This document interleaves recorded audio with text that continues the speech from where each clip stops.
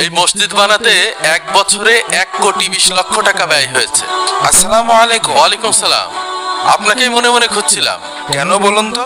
আমার ছেলেটা চাকরির জন্য ঢাকায় গেছে, ওর চাকরিটা যাতে হয়ে যায় এজন্য একটু জুম্মার দিন মন খুলে দোয়া করে। ভাই, দোয়া তো আপনি নিজেই করতে পারেন।